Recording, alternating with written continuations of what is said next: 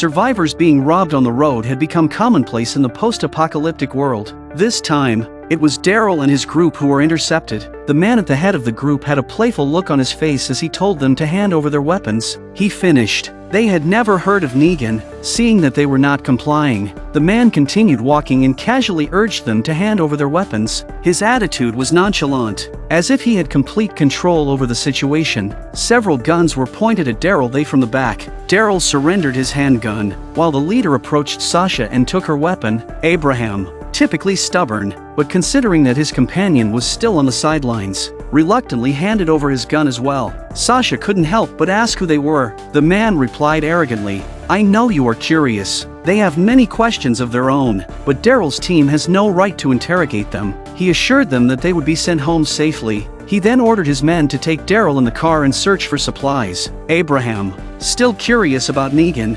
persisted with his questions. This angered the man, who pointed a gun at Abraham and warned him about the consequences of breaking their rules. He mentioned that normally they would have shot one of them when they introduced themselves, but considering how well they seemed to be doing, he initially intended to spare them. "Because we have to take you home later, but I told you not to ask questions, and it turns out you're a man who repeatedly breaks the rules. I don't want you to think I'm easy to talk to." After that, he was about to shoot. However, Abraham remained calm while Sasha didn't want to see him die. The man once again pulled out a handgun, preparing to eliminate them and send them on their way. It seemed that they couldn't escape this ordeal.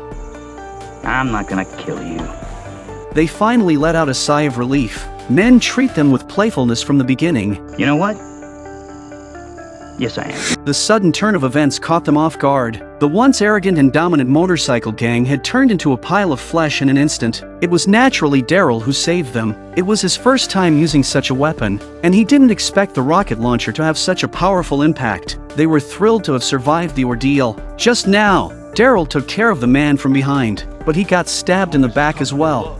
What a bunch of assholes.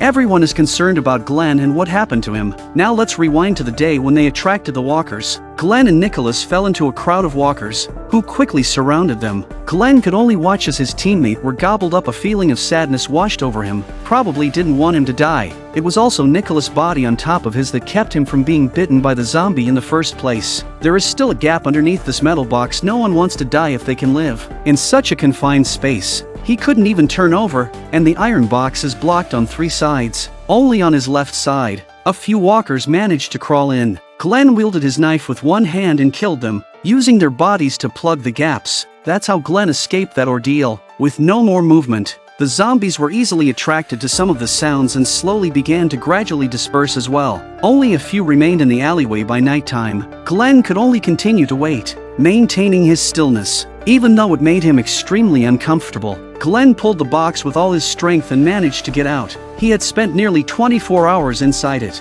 The first thing he did after emerging was to pick up a water bottle from the ground. It was the one they used to carry with them, but now it had been crushed by the walkers. His lips were pale, a clear sign of dehydration. Even the signal flare gun was shattered. This may be Glenn's most embarrassing. Then he noticed a handgun on the ground, which belonged to Nicholas. Heads up! Enid? It's Enid. Shit. I said heads up! Glenn was puzzled by how she ended up there, but the girl immediately disappeared. Glenn was eager to know the situation in the community, so he entered a nearby building. However, he didn't see Enid, only heard her voice. Enid seemed unwilling to talk much with Glenn, only advising him to grab a bottle of water from the corner and leave quickly. Glenn indeed found the water there. He couldn't be bothered to ask any more questions and grabbed his water and took 2 large sips. Then he also found several canning jars on the floor. It seemed that Enid had been out for 2 or 3 days. Glenn hurriedly asked about the condition of the community and what happened with the gunshots they heard yesterday. Enid thought for a moment, then replied, "It just happens what always happens. Everyone dies." Glenn immediately wondered if the walkers had breached the community's defenses. Had their plan ultimately failed? Enid told him that it wasn't walkers who entered the community but invaders. Upon hearing this, Glenn became even more worried and quickly inquired about Maggie's well-being. However, this time, Enid's voice didn't respond. Glenn had a bad feeling in his heart.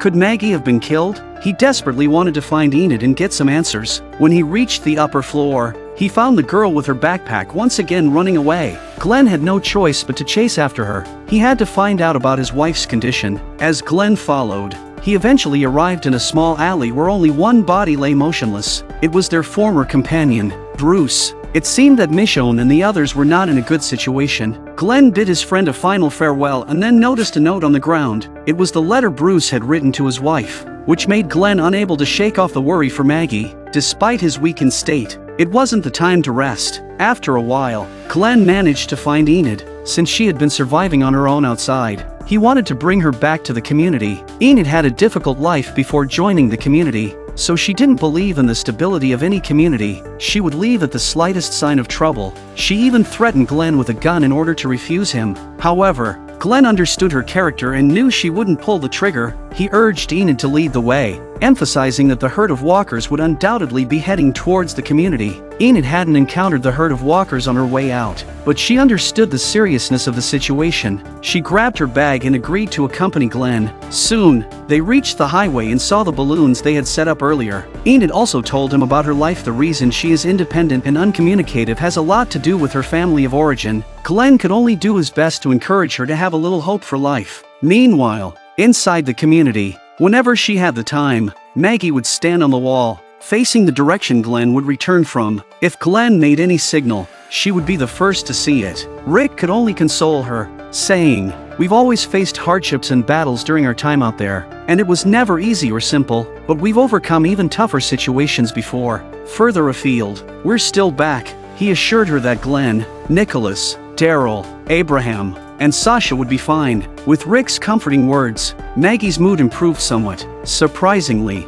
Ron approaches Rick voluntarily, hoping to learn how to use a gun to protect himself. Carl was there to assist him. Rick naturally didn't refuse, as he always encouraged everyone to have a sense of crisis. When facing moving enemies, ordinary people tend to get nervous, causing their aim to falter. The correct approach is to always hold the gun parallel to the eyes, maintaining a strong mindset and waiting for the right moment. Rick decided to leave Ron with a handgun. Although without any bullets, Ron's intention to learn about firearms was not to protect his family but to seek revenge against Rick. Meanwhile, the woman in charge of the armory, while reading a book, suddenly heard some commotion outside. She went out to see that the supplies had been scattered on the ground. It was at this moment that Ron slipped in and found a box of bullets. Now all he had to do was wait for an opportunity. On the other side, Morgan arrived at the infirmary and hesitated at the door for a while. He had initially planned to leave, but then the doctor came out. Morgan's purpose was to ask him to treat the intruder. However, he was concerned because everyone harbored strong hatred towards those people. After some thought, he decided not to say anything. At that moment, Rick passed by and had been wanting to talk to Morgan. They entered the house, where Michonne and Carol were also present. Rick straightforwardly said, "On my way back, I plan to use a car to attract the zombies and lure them away, but there were 5 people with a W marked on their foreheads who almost killed me by shooting at the car. Carol told me that it was you who let them go." Morgan didn't deny it but believed that they didn't need to kill those 5 people. Carol urgently said, "They've brutally killed so many of us." Morgan could only give an example and asked Rick, "When I went insane and attacked you, why didn't you kill me? Was it because I once saved you? It's because you didn't kill me that I had the chance to help Daryl and Aaron escape." Morgan's argument left Rick speechless, as he was clearly deflecting the issue. Did they really expect those people to change and have a change of heart to help them? Rick just asked Morgan, "Is it really possible to keep blood off your hands in this situation?" Morgan couldn't provide a definite answer either. Sometimes, he too was conflicted.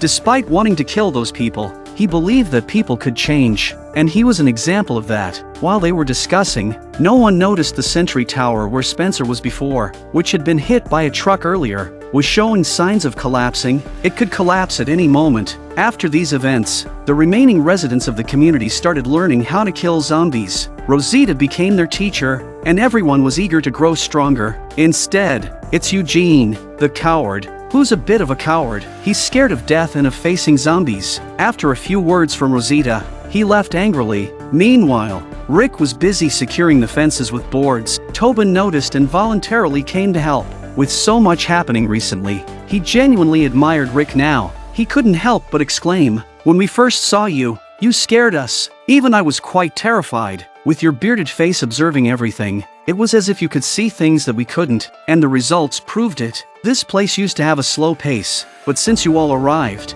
the rhythm has accelerated, and it's moving quickly." Although we don't have your experience, please don't give up on us." Rick remained silent. The reason why people follow him is because of his charismatic personality. Morgan arrived at the infirmary and asked Denise for a favor, but it had to be kept secret. To avoid being discovered, Morgan asks Denise to keep her distance and go somewhere with him. However, Carol observed all of this and suspected that something was amiss. She knew Morgan too well, and if given the chance, she would even kill him. He was an unstable element. Carol followed them discreetly and saw them heading towards the basement. She entrusted Baby to Jesse's care and quickly made her way to the basement. She had a spare key. As soon as she opened the door, she saw Morgan inside. Carol directly asked him, "Who are you keeping locked up in here?" Morgan didn't let her in and chose to remain silent. At the same time, Ron, who had obtained bullets, quietly followed behind Carl, his vengeful intentions evident. Tara pointed at the sky, urging everyone to look.